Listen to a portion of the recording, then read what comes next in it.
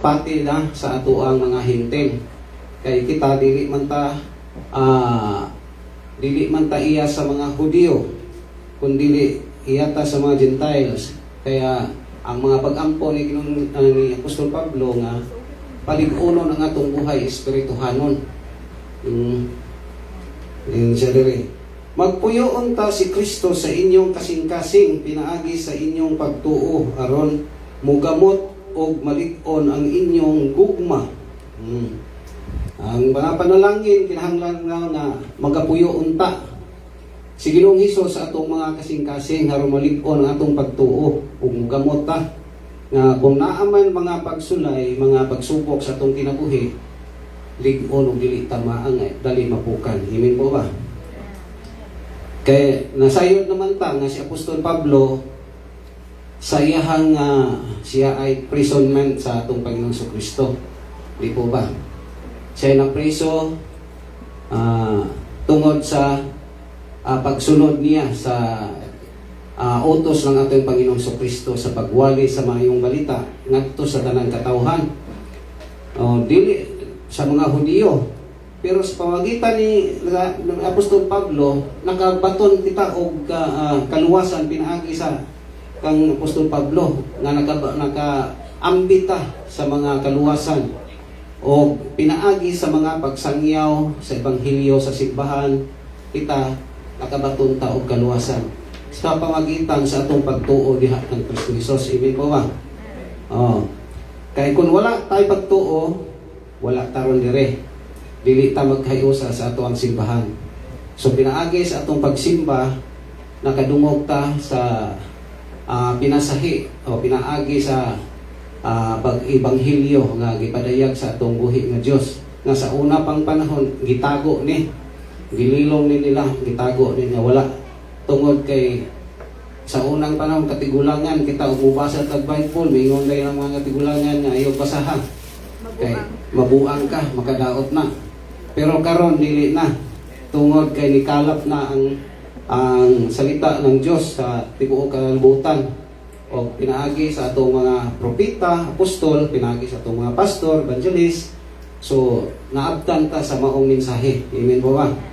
So pinaagi sa ni gipakita ni Ginoong Hesus ang iyang gugma sa nagkalain-lain nga pamaagi. Ang tanang katawhan kita nakabaton ta og kaluwasan pinagi sa atong pagtuo. Amen po ba? Kay kung dili ta butuo, unsa may atong makabaton ka tag kaluwasan, dili po. Amen po ba? Hallelujah. Ingon siya dire. Dayon ta mga igsoon. Og uban sa tanang katawhan sa Dios, makabaton kamo gahom sa pagsabot sa kalapad og kataas, kahabog og kalawom sa gugma ni Kristo. Amen po ba? Mao na mga igsuon nga dili jud matugkad ang gugma sa Ginoo sa atoa. Ug giunsa ta niya pagkuhan og niya og sa panultihon pa sa mga tawo mutago man ko silawom sa yuta anaa ka. Musalo mo ko silawom sa tubig naa ka. Mutraka ko sa langit naa gihapon ang atong Ginoo. Asa man ka paingon? Asa ta paingon di ba naa jud ang Dios. Hallelujah. Amen po. Ayan siya, hinaot paunta nga masayod kamo, ingon niya na makinabuhi ninyo ang kinaiya sa Dios. Hallelujah. Kinahanglan masayod ta, giunsa ta pagigugma sa Ginoo, giunsa ta pagluwas o magkinabuhi ta pinaagi sa kabuton sa Ginoo, sa Dios. Ayan siya diri, daygon ta ang Dios kansang gahom ania kanato og maoy makahatag og labaw pa kaysa atong pangayoon o una-unaon. Kinahanglan magadayeg ta sa Ginoo kay sa atong mga pag-ampo na atay pangayoon sa Ginoo, dili man sad ingon nga instant nga ihatag niya dayon sa tuwa, kun dili mo agi man og process process na nga naatay gipangayo ang Ginoo motubag sa tanang higayon, pero dili instant nga diha dayon, kun dili moagi pa og kanang process pa na siya karon ba o sunod adlaw ba o sa katuig ba o sa kanya ihatag i-bless sa Ginoo nga ang imong mga pagampo. Amen po. Hallelujah. Ingon sa diri. Hallelujah. Dayon ta siya diha sa simbahan o diha kang Kristo Jesus ngadto sa tanang katawhan hangtod sa kahangturan. Amen. So kinahanglan jud ay nga magdahig ta sa atong buhi nga Dios. Amen. Kayo magdahig ta, magampo ta unsay atong mga panalangin gihangyo sa Ginoo, kung sincero ta, kung naaman tay mga problema, ang gihangyo ni Apostol Pablo sa atoa nga ayawad ang inyong mga paglaom o pagtuo diha kang Kristo Jesus. Kay kita nasayod ta nga nakaambit ta, nakakuanta sa kaluwasan sa gugma ni Kristo, kabaton ta pinaagi sa atong pagtuo busa kita makaduol ta sa atong nga Dios sa pamagitan sa atong pagtuo pagtiwala sa iya. Amen po ba? Hallelujah. Ako ihatag ang halad nga muhalad ug awit sa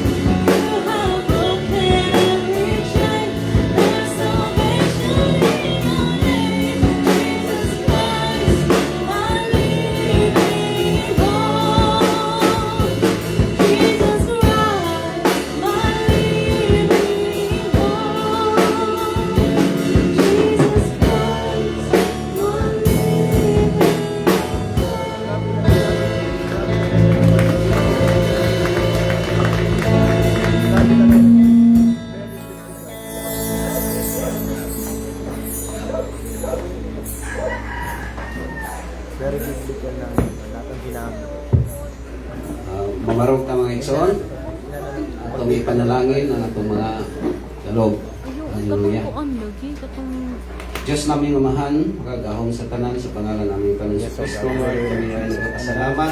Ingkat na sa pagtagon karon nga niya kami nagkaiusa sa paghahalat sa mga love and tithes offering niya kami Lord God na ikaw ay mag-bless na mo Lord.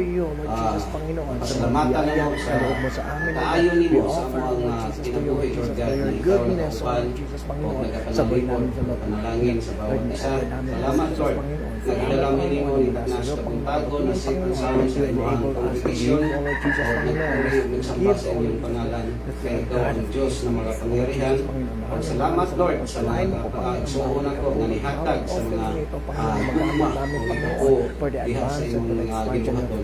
Kini panalanginan mo Panginoon Ginoo nga magamit to sa inyong simbahan para sa ikalwalhati mo na ma-spread pa ang imong maraang salita sa tibuok nasod sa mga kabarangayan sityo Lord God. At salamat sa mga dating pastor na ginamit mo siya. Gamitin mo siya maigi para sa ikalwalhati ng iyong pangalan para sa mga katauhan na maabot pa sa pamagitan ng mga bispo, sa pamagitan ng sound system, madungog nila ang imong pulong na kini mo pa mo masulod sa ilang kasing-kasing Lord God na mangusap ka sa kanila o sila makasama na mo sa bawang simbahan Lord God. Salamat Panginoon, among ibalik ang tanang dungog ug himaya sa pangalan ni Kristo Jesus.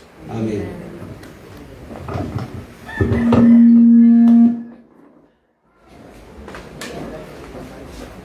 May mag-aaral bata.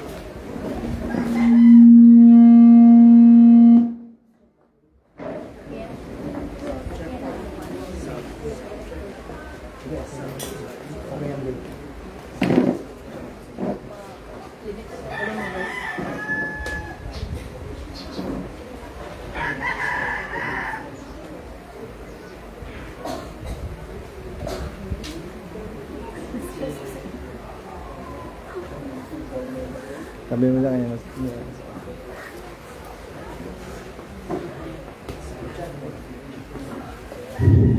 Sound check. Okay, praise the Lord. May buntag na itong tanan, may igzoon. So, kisamay na bless sa mga awit nga itong kipangkanta karon. Amen. So, hindot kayo ang mga lyrics at itong mga kanta igzoon.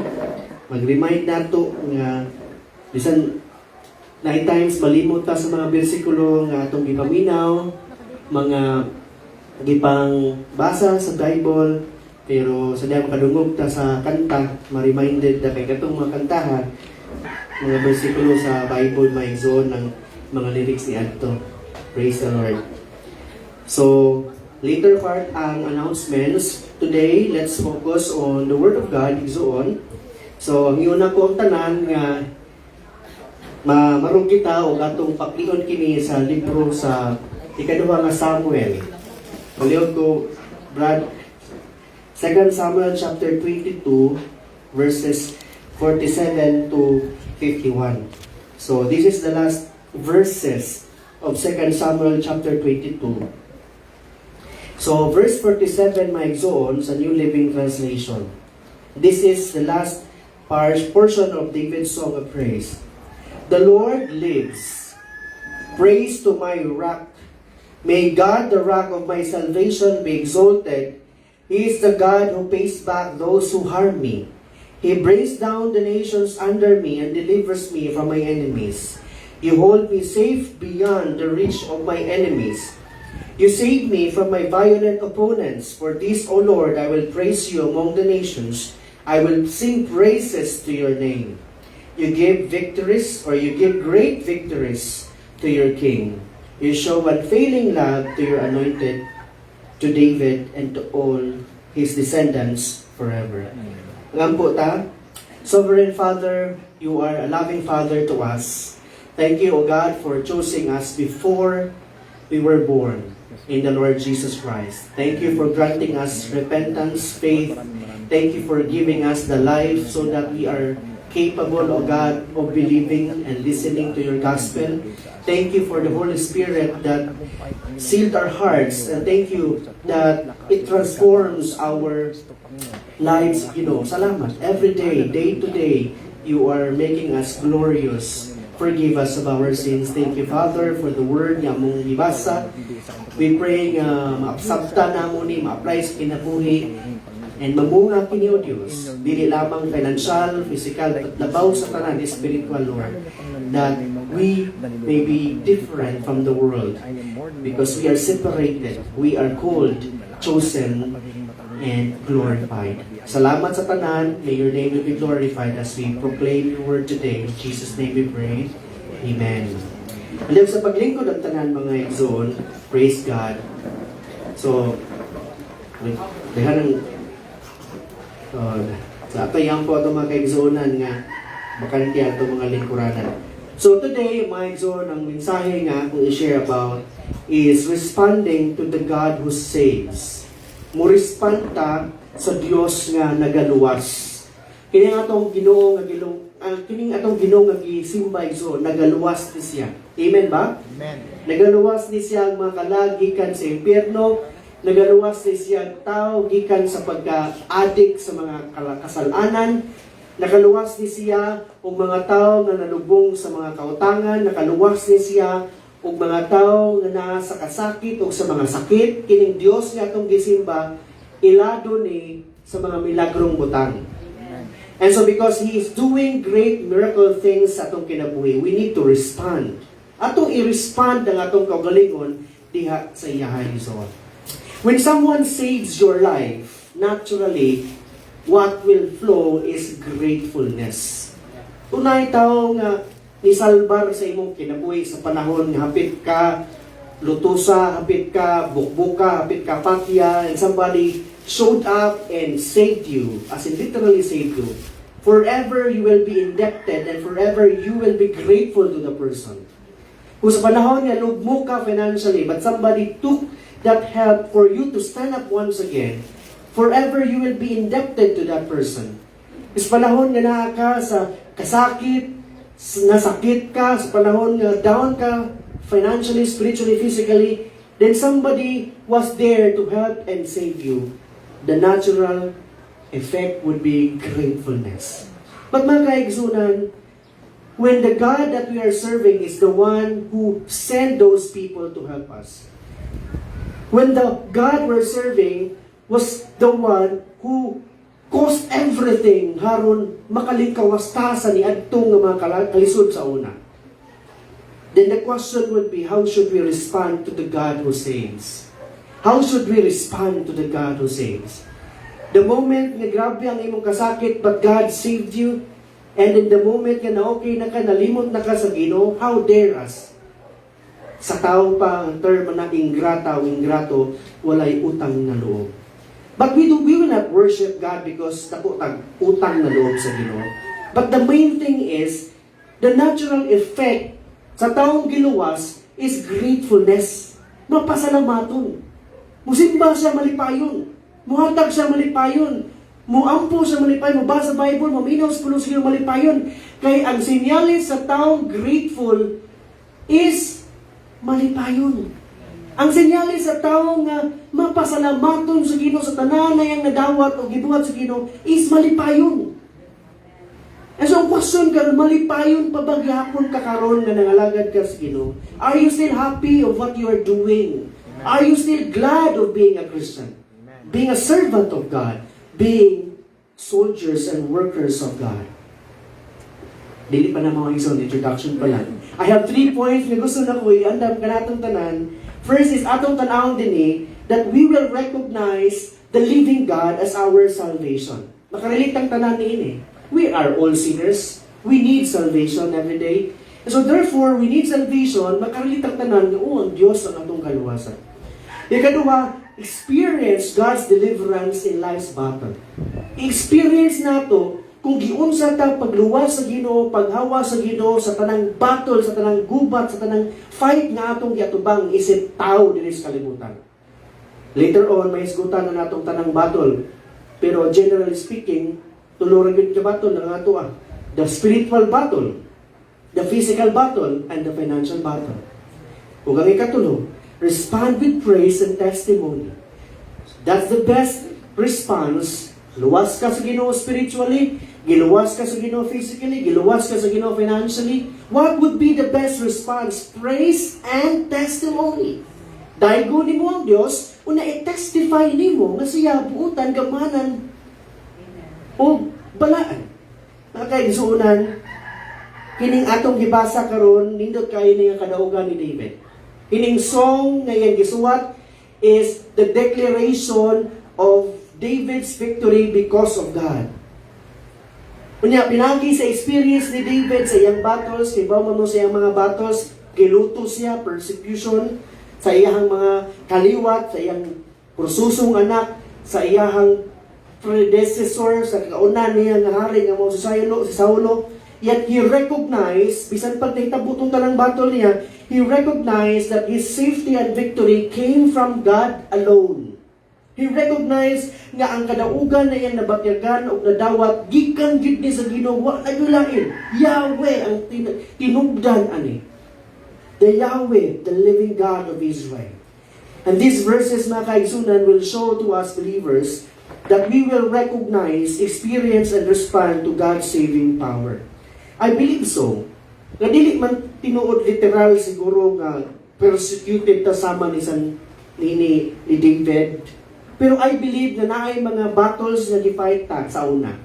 Nga nahimong nidaog na ka. Napakay battles karon nga feel nimo mapildi ka and feel nimo dumadaog ka. Pero naapay battle sunod, igsuon. There will always be battle every day of life. Tomorrow, kung maugmaan ka, naagi kay battle na tubangon. Naagi kay gubat nga tubangon. Dili pwedeng wa. Kaya kung wala na ang gubat, buot pasabot, you have surrendered to the enemy. And you said to the enemy, friends, peace na ta, enemy of God, wala tayo battle. So therefore, I am okay, I am convenient, I am comforted. I am now with you. Friends na ta. Peace na ta sa kaway sa Diyos. So if that would be the case, there's no battle of spiritual, financial, physical, because Satan will give you everything to make you not regret of surrendering your lives to Satan and leaving God. Wala ubang mga tao nga sobrahan ka dato, sobrahan ka comfortable sa kinabuhi. Wa sila ka-realize that Satan was producing everything they need in order for them not to regret of their decision not to serve and worship God because everything has been provided. So in that effect, their comfort, their blessing, their financial prosperity is a curse of their lives. And people should understand that.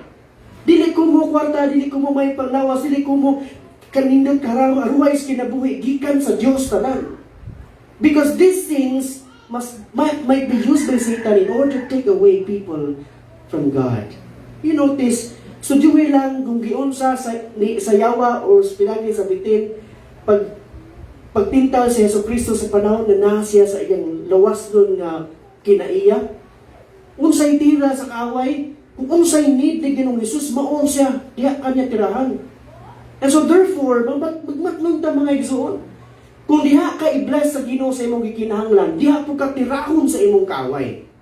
And so therefore, you need to be careful how to fight against and who to fight against. Makaigsunan the declaration of this man, hindi kayo, ningon siya sa verse 47, the Lord lives. Buhay cute ang Diyos. Nakasuway na mo, nga, tataw ni mo sa tunnel nga mitlit kayo. Grabe ang imong hugon kapag to Ginoo, I cannot see. Even my faith cannot see anything because I cannot understand why these things are happening in my life. But I will trust you because that's the meaning of trust. I believe you because that's the meaning of belief. Nga bisan pag wako kakita, wako kasabot, I still depend you. And the moment nakagawas ka sa tunnel niyo ka, yes, I confirm the Lord lives. I confirm ang Diyos buhi. I confirm ang Diyos nga kung gisimba sa Biblia is gamhanan because He has saved me from those realities. The Lord lives, praise to my God, exalted be God, the rock of my salvation. So this is the declaration of David, the first line in verse 47, the Lord lives. Kita mong salida, God is not dead. Kita mong salida, God is not dead. Nga ang Kristohanon nga estudyante had the guts to counter the atheism nga ginatudlo siyang professor. The professor was so bright because may bugong atheista. Tungod siyang ka-bright, he is justifying everything and leaving the biblical explanation because he can explain everything. In a way, why should I believe the Bible? Why should I believe God? Nakana siya, escape man na siya sa rational explanation of anything. Nga takulan mag-research, takulan magtuon, ningon na ka, ang Diyos may nagbuhat, ang Diyos may gabuhat, ang Diyos may gahatag. So tapos ang istorya. Pero kay mga bright boy mata, ato gininguting kayo na, mao ni hinungdan nga nung mag-uwan mo, hinungdan nga nung linog mo, hinungdan nga na mga kanang viruses, everything has been explained by the atheist. But the Christian student stood up.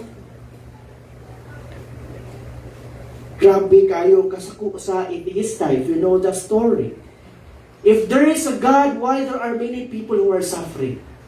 If there is a God, why my family died without any help? Dabigay ko mga kasakit sa kaniya ito nga pasma. Hindi kayo ang iyang hinanain.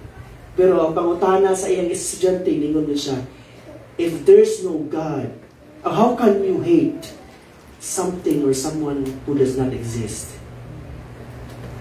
It means, ang iyang pag-deny sa Diyos nga buhi is not because kay wala gyud Diyos, but tungod kay nahiubo siya sa Diyos.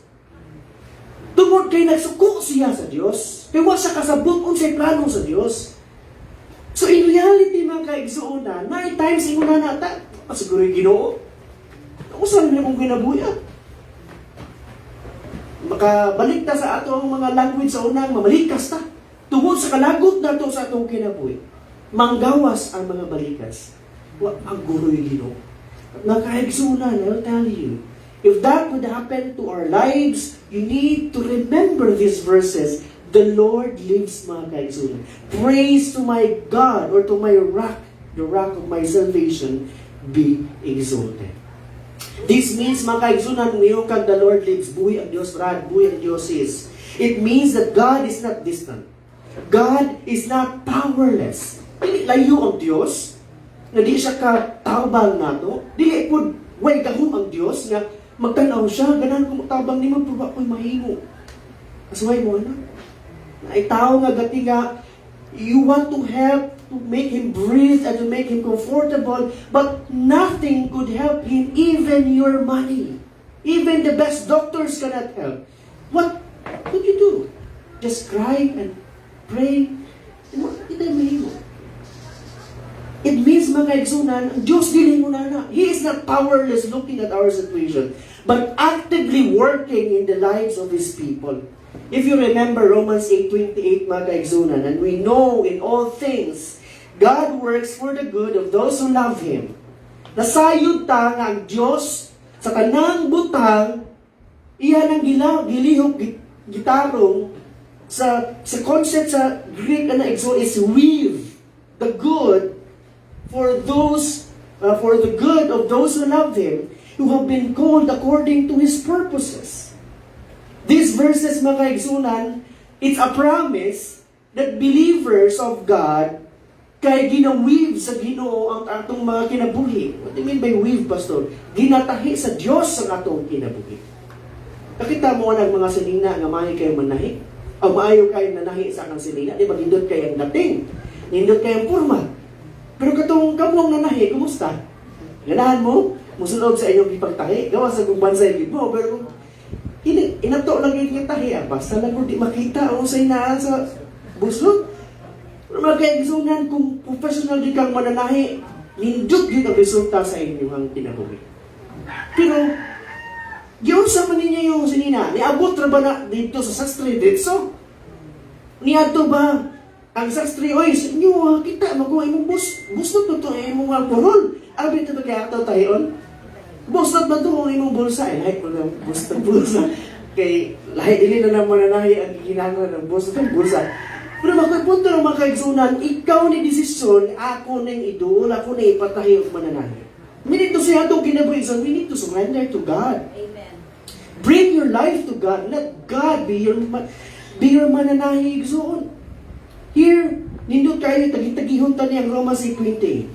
Verse 28, maigsoon, the first part of it, ingon na, in all things, di ba, we know, it's a common knowledge.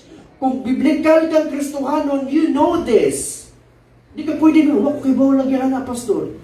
Paul assumed that if you were a Christian, you know this. Kung sama na, that in all things, kung sama na yung in all things, it means the positive events and the negative events are included in all things. Kay baw ka, nga mabati magmanindot, nga paghitabos kinabuhi, nga naman, yun din na mga kaigsunan, God works. Nagpanglihok ang Diyos. Kung yung God works, it's an active role of God. Aktibo ang Diyos nagpanglihok sa inyong kinabuhi. Ato ang kinabuhi. Ang Diyos, ano kay baw? Nagtrabaho para sa itong kinabuhi. Di trabaho in the concept of secular mind na nagtrabaho para makakwarta. But God is working. He is doing something in our lives. If you so recognize Him, kay bawgid mo ang Diyos nagpanglihok. Kung wala pa nagpanglihok ang Diyos ninyo, wala mo na Kristohanon, hindi mo, o wak mo makaplagi sa simbahan karon. Pagkanindot sa dagat bugnaw. Kay blue color. Pagkanindot sa mall, kay bugnaw sa dagat kay mga panalito. Pagkanindot maglingaw-lingaw ta sa somewhere. Pero magkaigsunan, you choose this life because you believe this is your calling. Because God is changing you. And what was the purpose of the role of God? For the good. Ang kaayuhan natong mga tao, ang ginalihok sa Diyos. What good are we talking here? God is talking about the good, the spiritual growth of us. Ang gusto sa Diyos, mutubo ta spiritual. Amen? Dili lang ta mutubo financial, nga nadato na ta, na natay profesyon, na natatanan, and 20, 30 years na tang Kristohanon. Pag ingon nga, Brad, kasi apostol pagkaon, Brad, ikaw lang, siya lang, Brad, kayo mo lang, absent ko, na. Are we growing in the Lord? No. Brad, pala ko share ng versikulo, John 3:16 lang, Brad, karon Brad, kayo siya lang, okay, bansay ka siya lang. Dili. Wa man kung nag-require, di man requirement nga magwalay yung tayo sa pulpito kay God is a gift of God. Pero ang punto ba, even in your personal life, you can articulate the very message that saves you. You can share sa gospel, giyon sa mga pagluwas, ikaw na ngayon. Then we are not growing in the Lord in that area. So therefore, dili lang ultimate goal nga pinatibuk-an financial, spiritual, physical, appeal niya ang spiritual growth nato nga nagpagamit pa ta sa Dios, nana ba kay kaalat kabahin sa Ginoo, imo bang gi-apply kini, namunga ba ka sa imong kinabuhi? Kana appeal na sa ginalihok, ginatrabaho sa Dios. Karon, feel mo, wala magud naglihok ang Dios nako, pastor. But feel ako, exempted man ko ang imong gingon nga God is working. Nganong exempted man ka? Kinsa di gilihok ka di trabahoan sa Ginoo. We know in all things God works for the good of those who love Him. If you exempt yourself on the ministry of God in working on you for your good and for your growth, then you are saying that you don't love God. Then you are saying na dili nimo higugma ang Dios because ang giingon sa Ginoo katong tanan na higugma sa Ginoo mao to ang mga tawo nga ginalihukan ginatrabaho sa Dios ang ilang kinabuhi. Mao nang nahigugma ka sa Dios kay Dios ang nagpaglihok nimo. Dili powerful ang pastor nga inigwala igsulti bisan pag usa ka eloquent siya. Ang tao mahigugma dayon sa Dios tungod sa iyang power. Sa tao nga gawali. Pag nanong ang tao hinigdungog sa mensahe, hinigdungog sa wali, sa elder o sa pastor, nanong ma-inlove man sa Ginoo, nanong may gugma man sa Lord sa Ginoo, dili tungod kaya pastor, mo gawali, but because ang Diyos ang nagpanglihok sa imuhang kinabuhi, base sa imong nadungog. Those who love Him, who has been called according to His purposes. O diri na ta maglahi sa uban wala diha sa Dios. Naigugma mo may sa Ginoo. Kamay sa naigugma sa. But do you know your purpose? Those people who know the purpose are really those people who loves God. Giluwas kas Ginoo, kay nahigugma po kas Ginoo. Karong say purpose, magkinabuhi kang balahan. Mutubo ka diha sa espiritual, mangalagad ka diha hangtod sa imong kinabuhi. Imong i-devote ang imong pagkaikaw diha sa loyalty nimo sa Dios. Ato mga nindot to sa mga purposes kinabuhi.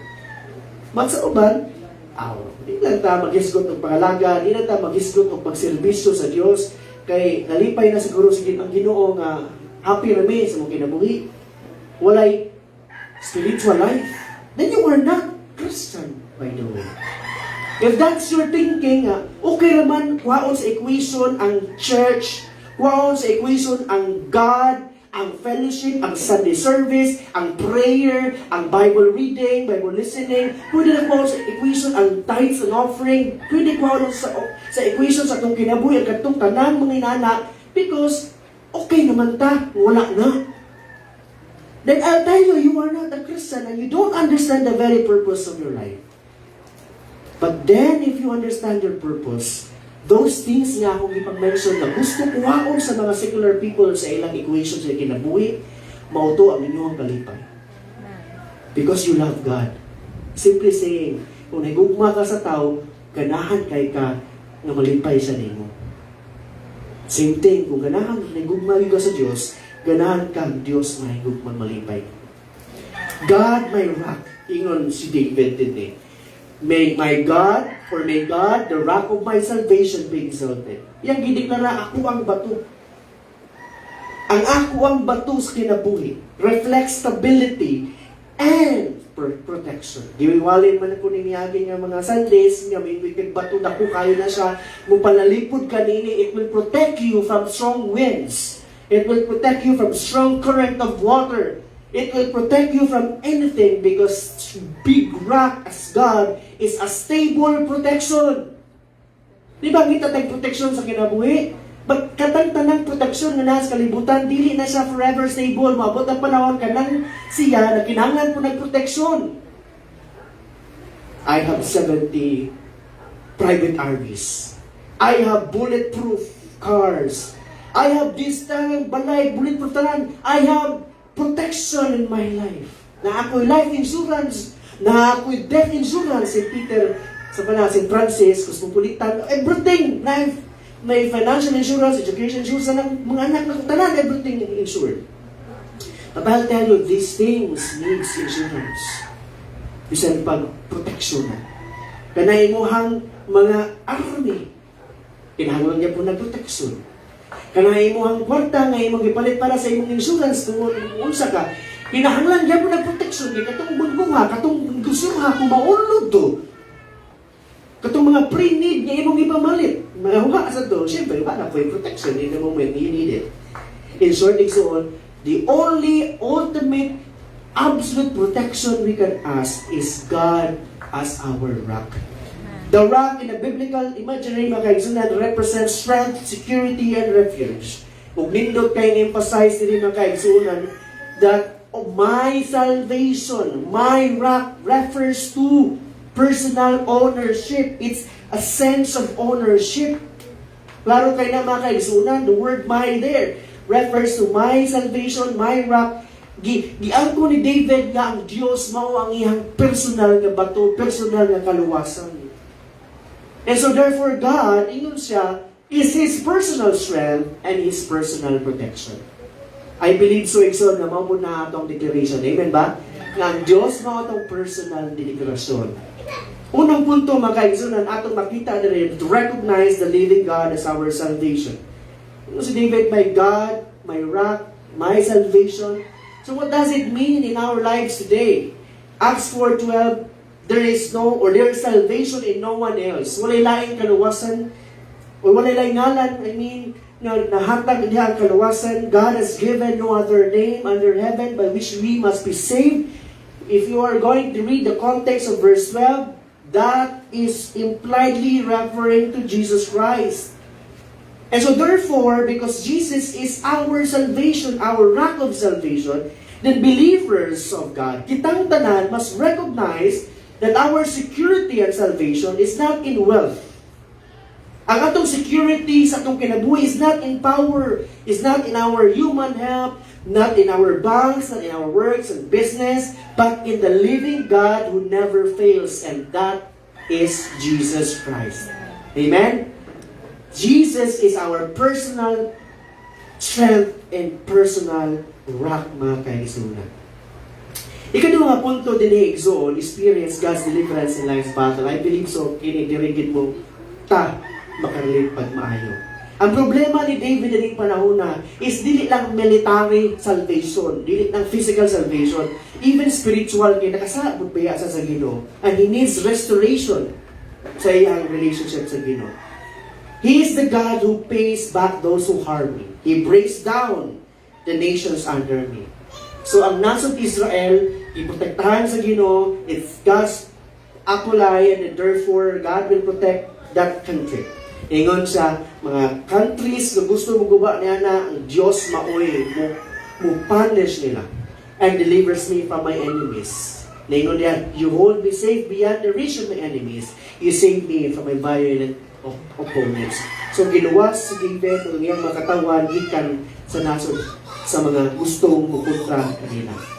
It's a no-no kanang it's a not lisod sabton nga anong Israel pirmi gyud na ay gubot na ay kaaway. Nganong na ay kaaway pirmi ng Israel? Nga sa gagamay nila sa mapa. Nganong sila maging makit-an? Nganong sila maging pirmi dumtan? Nganong sa tanan? Muna po kita ba? Bisan pag ginamit kita na rin, namilong na ta, para ta na saan kita mag-iinitan. Nganong kita mag-ibuthan, nganong kita mag-singitan, nganong kita mag-blutuson. Because the Bible is clear that if God is really in you, then people will persecute you. Because Jesus said, the world will persecute you because they persecute me first. The world will hate you because they hated me first.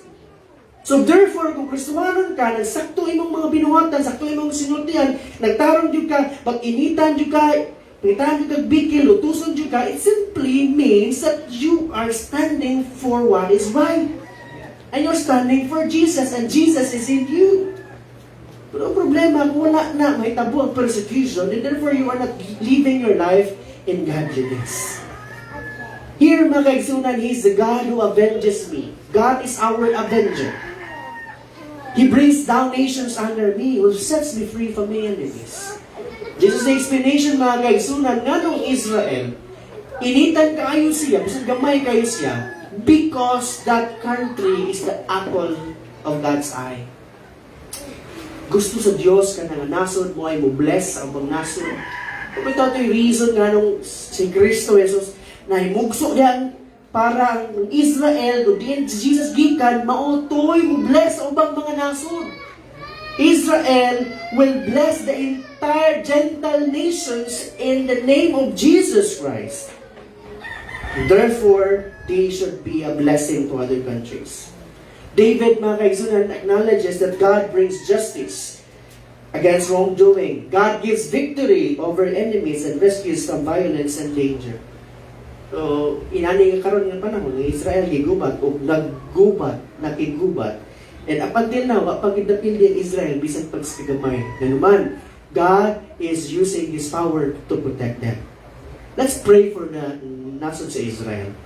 But I won't go that far na di po ninyo iampo ang Iran.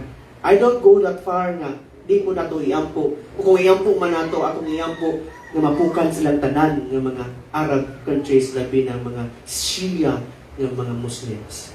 Ibaw po nga kanang Iran, kontra sila sa Iraq, kontra sila sa kininiyang Lebanon, o sa Oman, sa UAE, Saudi, ganun kontra mas lang po sa Muslim. Because there is the Sunni and the Shia Muslim. Ang Sunni, peace people, they love to communicate and business. But the Shia, muni ang mga tao na extremist. Gusto nila conquest. The world shall be conquered by our religion. Muna ilang gusto. Ang Israel sa, they will stand on their own religion that we are believing in Yahweh, Judaism. Ang United States of America, naman niya ang ligon nga Kristohanon nga pagtulunan, mubarugsan, we believe on Jesus Christ. One nation under God. So let's protect Christianity. Let's protect Israel because Israel is very important element of our Christian faith, the Bible. Walang magkasinabot ang Israel kung ang Amerika kung ang ubang mga Christian nation like Philippines. Wala pinangga na itong Israel. At ito dito pinangga na nila because panahon ng Israel gilutos nawa sa mapa sa panahon sa ilang pag-fight ng Hitler nidawata sa mga refugee sa mga Jewish people here. Mo nang pinangga na nila. Ang punto lang nako igsoon bisan pag pareha sila reliyon, paggubot gid sila. Then ang Israel giilitan bisan paggamay kay siya because God is doing something in Israel. So atong buhaton na pray nga daghang makristohanon nga mga Iranian. Makristohanon ang mga tao nga naa sa Middle East, diyan dapita muhupa ang gubat. But not until di sila mubiya sa ilang pag-Shia Muslim, di yun na mahuman ang gubat din na. And do you think ang Israel will give up their faith just for the Shia Muslims? So in relation to that, David mga kaigsunan experienced those things, gigubat sila. But then, at the end of the day, they were declared winner because God protected them. God protected David from Saul and from the other enemies. Amalekites, Philistines, Ammonites, nagan man to sa mga kontra,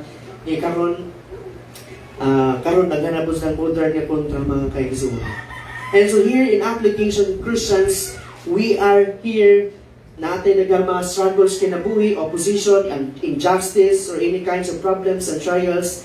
But God remains the deliverer who rescues His people. Psalm 34 verse 19, this is the promise of God. The righteous person faces many troubles. Manang may mong giko ninyo, di mo tuwa na mga prosperity gospel preacher, na anak kas why trouble? Anak kas everything will be happy and will be bed of roses. Minus the thorns. Nga, anak kas what na kayo problema? Everything, ngayon mas Lord, claim, I claim. I put it in my pocket. I'll eat that, I'll eat it again. So, yan na ba? No, you don't read that kind of teaching sa Bible. Ang nabasa na po din the righteous person faces many troubles. Muagi dito talang mga kalisod. But the comforting word here, the Lord comes to the rescue each time. The comforting part here, kung magkalisod, magka-trouble man ka, God is there to save and to rescue you. Butan ako, unsang trouble na amo karon? Trouble mo sa iyong trabaho, trouble mo sa iyong negosyo, trouble mo sa iyong pamilya, trouble sa iyong financial, trouble mo sa inyong spiritual, na kinabuhi. I don't know what kind of trouble, but if you will submit to God, God will rescue you. God will help you. So, pangutan ako karon, what battles are you fighting against today? Pastor, ang fight ko, financial, Pastor. Hindi ginawa, every day of our lives, naman yun na. As you go higher sa imong income, you go higher also of your expenses. So, therefore, your battle against your expenses will never end. And so therefore, kung sa may mong buhaton, you have to ask God, Lord, give me the wisdom so that if naman ko inanin na income, I will remain established. Kaysa anang, I'm so happy, I have these things. Di wa tayo wisdom sa Ginoo, ang resulta, bisan pag usa kadako, minilyon ng atong income, wag kita na-establish for the rest of our lives because we do not have the wisdom of God. And so mga kaigsunan, what battles are you fighting against? I'll give you some tips from the Bible. First is, very basic, do not be abrupt. Do not be hasty. Kay kung magdali ka, diha ka mga balik. Kung imo i-reflect imong kinabuhi pa, dahil kung battle ka ng pastor, dahil kung problema pastor, reflect, nganong nangitabo mo na sa imong kinabuhi, brad o sis. Ay, sunod sa mga desisyon. Nganong imong desisyon mo may resulta, mo nang mo ito nabuhat ni mo. Dali ko, wako kahuwat, wala ko ng resulta, wako nag-ampo. Kung nag-ampo mo, kausara. Wa ko naminaw sa tubag. Ngano man eh. Because siguro, impulsive ka itong panahon na excited kay ko itong sa una. The Bible says it's on Proverbs 19 verse 2. It warns us against hasty feet that misses the way. Kaya magdali ang itong mga lakaw, mga lakang na to, diha ta masipyat sa itong mga lakang. So ay mo na igsoon na to sa imong pagdali-dali na langay na ka.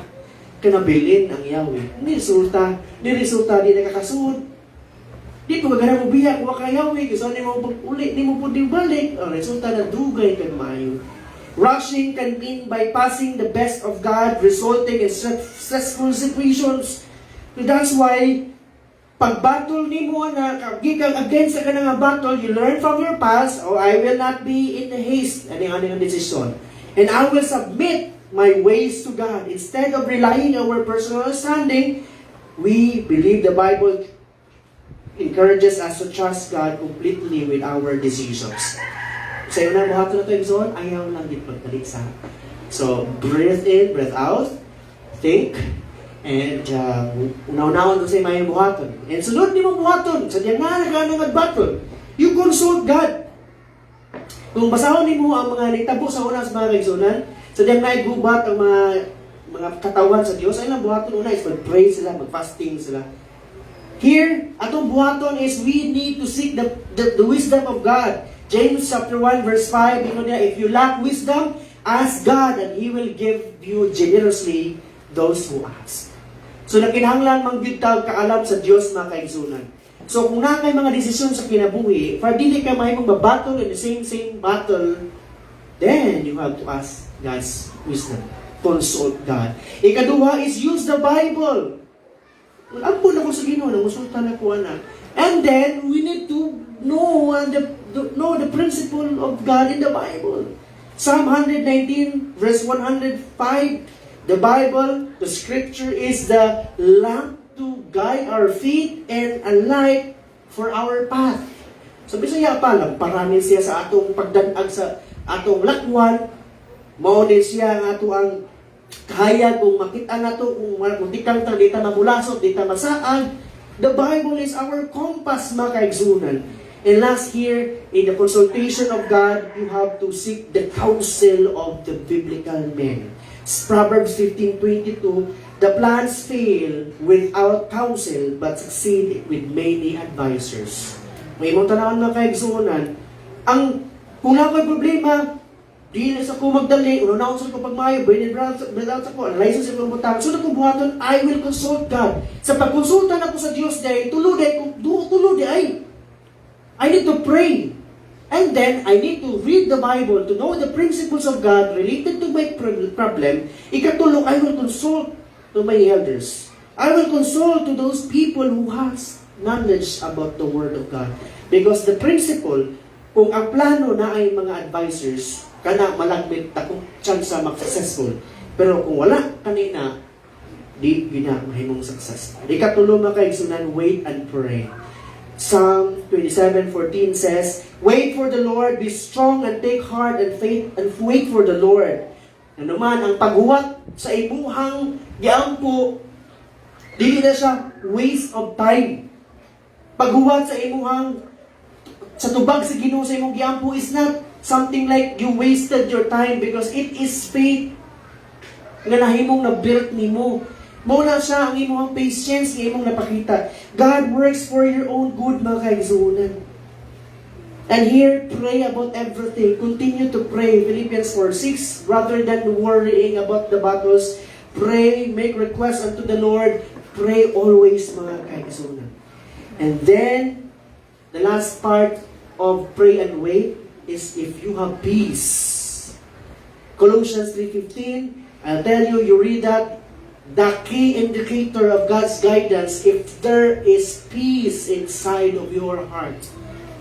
Lord, I have done, wako nagdali, analyze ko pag maayo, Lord, I have consulted you, ampo ko sa imo ha, wisdom ni mo, nagpasa ko sa imo ang pulong, naminaw ko sa mga leaders nako, sa akong mga ginikanan, and Lord, nagpray, nag-wait ko karon.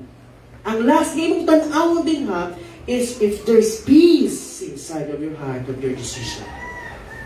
If you feel the lack of peace, then prayer is more needed. Why? Because Jesus is the Prince of Peace. By taking time to pray and wait, mga kaigsunan, you will align. You align your will with God's and invite His peace and purpose and protection into your life. And so therefore, igsoon, sa battle sa kinabuhi, there is a tip na dapat na itong unahon padili ang atong battle mag-same. Naa siya kalahian. Dili kay pareha ratanan. Ang battle nimo sa una, grade 1 ka, mo ring batulan. Mo ring problema ha. Sa grade 7 ka, maglisod pa kag sulban. Ikabuti mong college, mo ring problema, maglisod pa kag sulban. Kasi maayo itong unahon na 1 plus 1, problem. Tagaan kag mangga, 5 ka buok. Karon tagaan pa jud kag 5 buka kining 5 ka atis. Karon nanakay pila. Napo, nabuo prutas. Karon kung pangayuan ako sa pangayuan ako ang maybe, pila na lang nabilin. Usa. Simple kay arithmetic. Kung bata, kahibaw anak, kaya naman lang. Ya karon, kung di kahibaw ang bata anak, di mo kahibaw mo minus, kahibaw mo plus. Ikaw di college, di ipon kahibaw. Kung saan may nauna na to, anak? Nga nung ipapasar sa maestra. Ngayon may sabi pasar na kapoy nilig-balik. Ang punto lang kung makaigsunan, it's a very simple nga analysis. Pero ang problema na to, kung kita Kristohanon pa ta, 5 years pa ta Kristohanon, sunod 3 years na, natin mga 10 years na ta, ang problema na to sa una nga, maglisod tag-sulbad, karon 10 years, 20 years na ta, naglisod kayo po tag-sulbad, then you are not growing in the Lord. Because you have not learned how to solve simple Christian problems and so on. Therefore, ningon sa the last point here sa message na to karon, for this, O Lord, I will praise you among the nations. I will sing praise to your name. You have give great victories to your king. You show unfailing love to your anointed, to David and all his descendants forever. Nindot kayo na siya iso. Kaya it means that David responded in the right way. Kung sa response ni David, sa diyan nakadawat sa tanan, pag-analyze niya, he praised God among the nations. And he testified on the power and the glory of the King who gives him the victories in life and so on. So maunta, yun na ang dapat na tumuhaton the moment makadawat na ta sa kadaugan sa kinabuhi. Amen? Man-encourage na po nga, manikamuta nga, mahimong ma-establish sa atong kinabuhi. It's my prayer that every family, every person sa atong iglesia, even sa mga wala din mahimong silang ma-establish spiritual una sa tanan. Dasig, mature diya sa Ginoo. Ikaduha, financially, ma-establish sila sa ilang kinabuhi. Nga ilang kinabuhi, na sila financial blessing, kung mag-awas-awas na siya. Pero in the legitimate and a more secure sources. Dili kay nanay, di patasur. Ikatulo, physical nato panglawas, may establish na maghimsugtan sa atong panglawas. After those things maabot sa atong kinabuhi, sama ni David mo sa atong buhaton, we will say, O Lord, I will praise you among the people. Simba ko.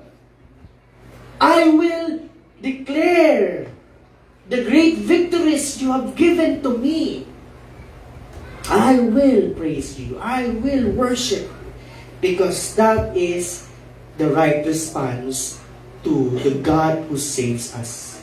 So when God works in our lives, mga kaigsunan, we should not hide it. Apit ako maman na igsoon. Nadihan na ng Diyos na paglihok nato, di nato taguan atong kinabuhi, di nato taguan ng Diyos. We are called to praise God and to testify His goodness so that others may know Him.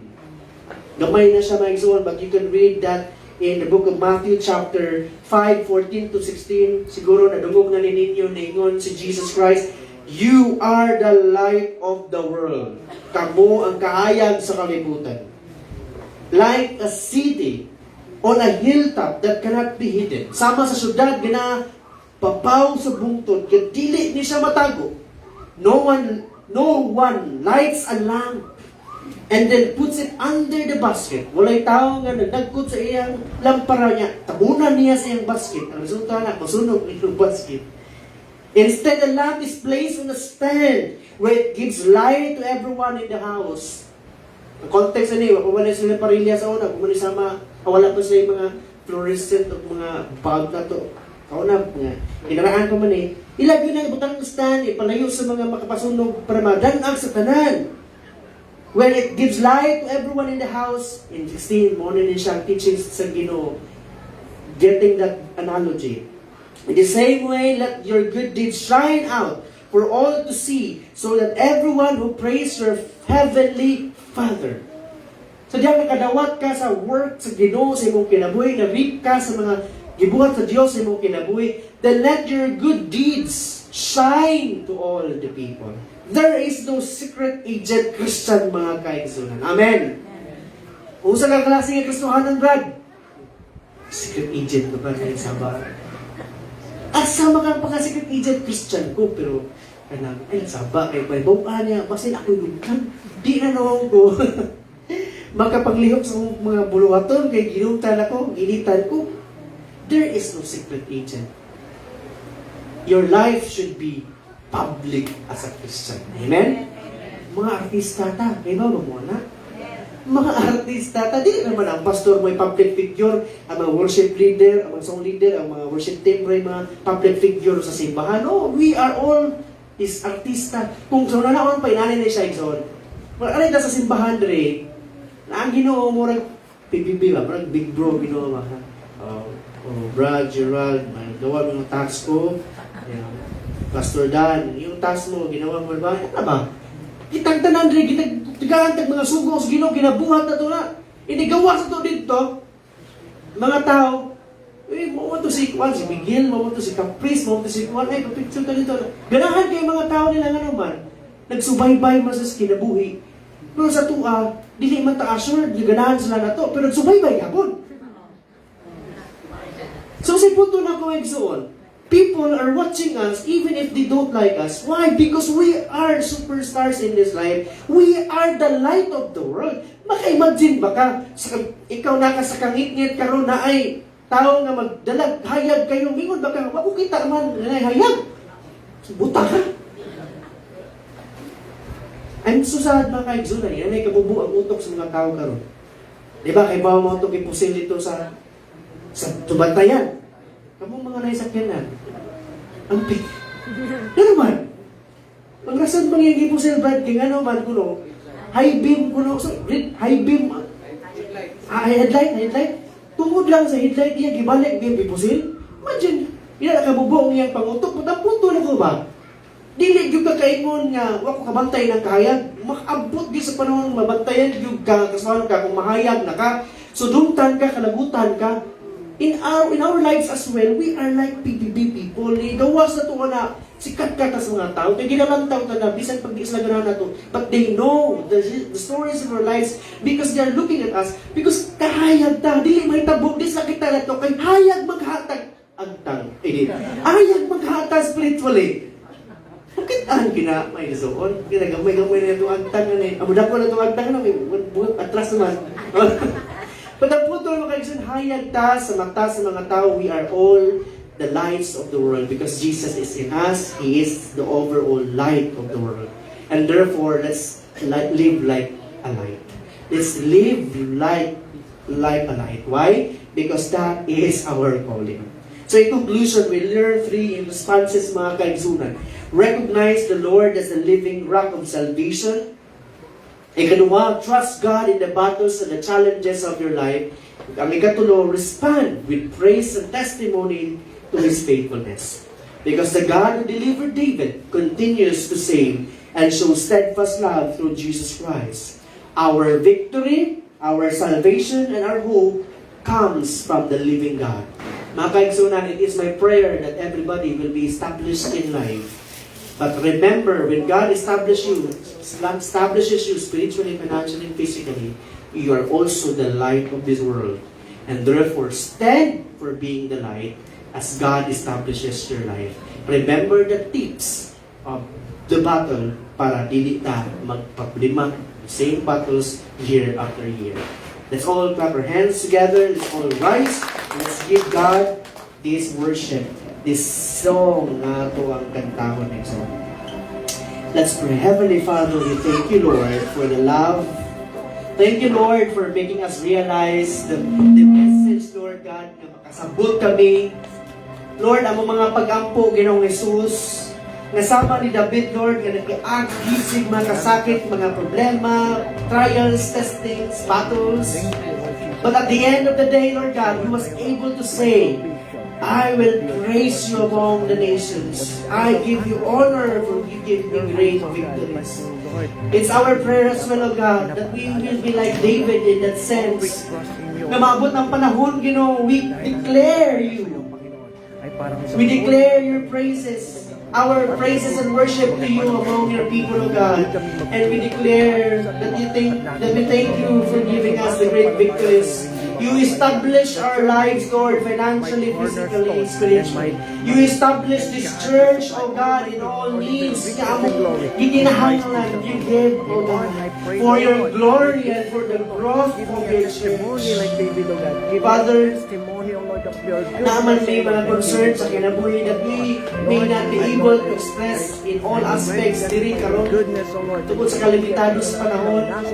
But we ask you, open our hearts, search our hearts and our minds, O God. Correct our wrong thoughts and wrong plans. Correct our wrong motives, O God, and replace it with the right one, with the right plan, with the right motive, Lord, and give us the good and the right heart to respond. Karoon ang mga plano, ang mga lakaw, ang mga buhat, ang mga muna, always pointing to the glory of yours. Always pointing to the growth of our lives and for the good of our church. Lord, thank you so much for protecting us, for providing our needs. Thank you, God, for healing us. Thank you, God, for making us grow sa tanang aspeto sa mong kinabuhi. Ang tunang awitan, Ginoo, we declare this song to you. You are deserving. Ang ayan ka, Diyos sa tanan. In Jesus' name, Amen.